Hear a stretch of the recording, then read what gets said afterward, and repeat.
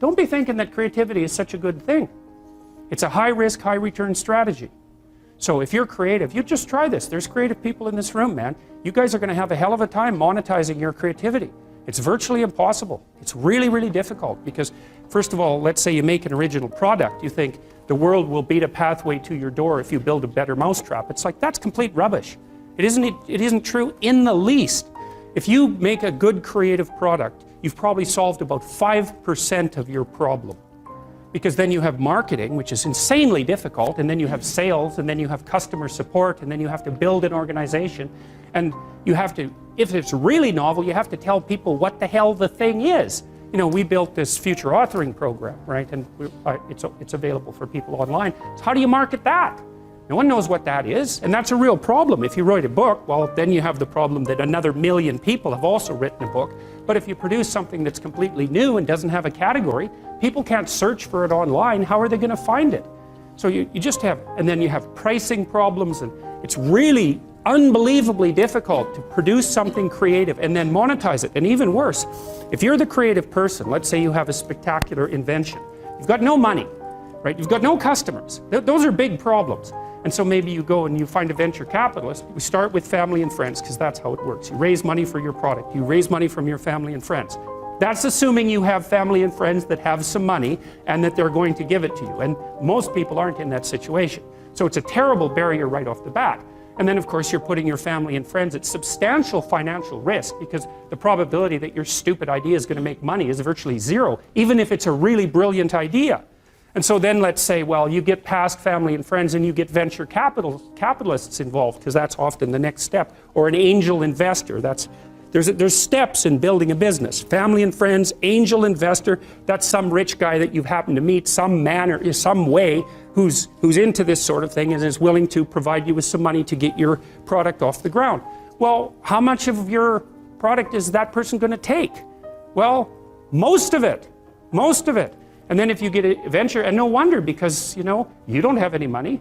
How are you going to bargain for control over your product? He'll just say, well, do you want the money or not? And if your answer is no, then he'll go and do something else with his money. It's not like there's no shortage of things that you can do with your money. There's a million things you can do with it. So you're not in a great bargaining position.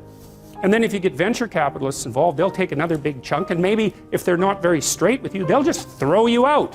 Because maybe by that point in the company's development, you're nothing but a pain in the neck, because what do you know about marketing and sales and customer service and building an organization and running a business? Like, you don't have a clue, so why do they need you?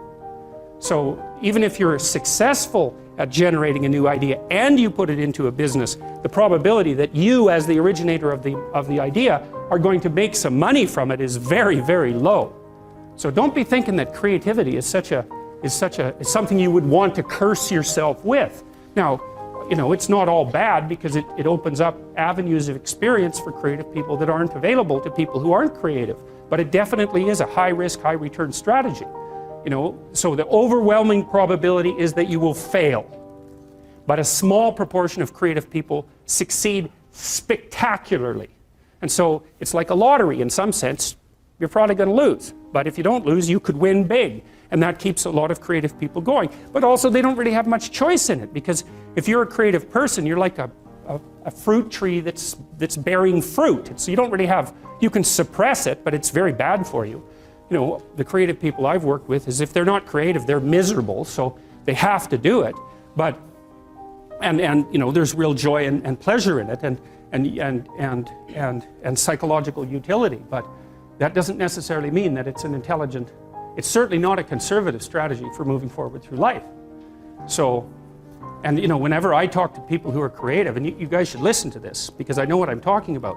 If you happen to be creative, if you're a songwriter or another kind of musician or an artist or any of the other number of things that you might be, find a way to make money and then practice your craft on the side, because you will starve to death otherwise. Now, for some of you that won't be true, but it's a tiny minority.